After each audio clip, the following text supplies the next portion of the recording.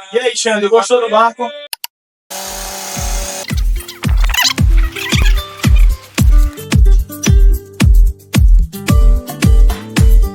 Estamos aqui trabalhando com o especialista Luiz, que faz parte do nosso setor de pós-vendas, né? Observando toda a embarcação, fazendo todo o procedimento que é feito, o checklist antes da entrega.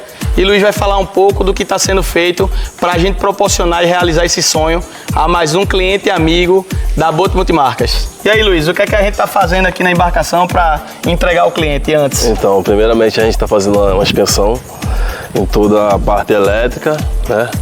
A gente está fazendo uma inspeção na casa de máquina, sobre todas as mangueiras, a linha de combustível.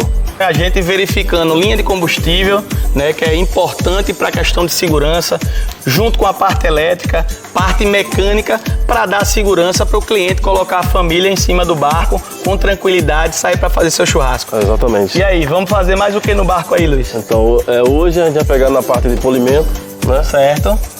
Limpeza, alguns reajustes ainda na parte de cima para fazer também, entendeu? Estamos finalizando aí algumas montagens, antena VHF, vamos fazer agora na parte da tarde um polimento, uma revitalização no casco, para também juntar segurança com a beleza estética da embarcação, né? Um belo barco, Boto Multimarcas, para entregar um produto de altíssima qualidade para o cliente e final de semana tá passeando com sua família, mais um sonho realizado. E quando menos esperar, clareou.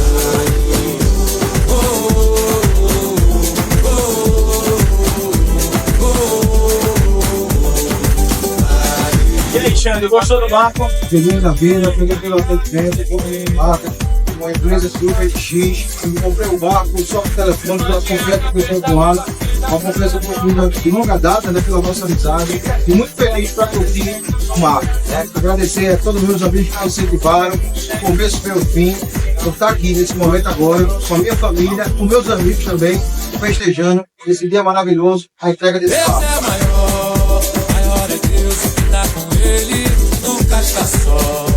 Que seria tudo sem ele, Deus é maior. É isso aí, pessoal. Mais uma família feliz, uma família que é amiga nossa, sua primeira embarcação, vai sair para passear. E é isso aí, felicidades. Felicidade.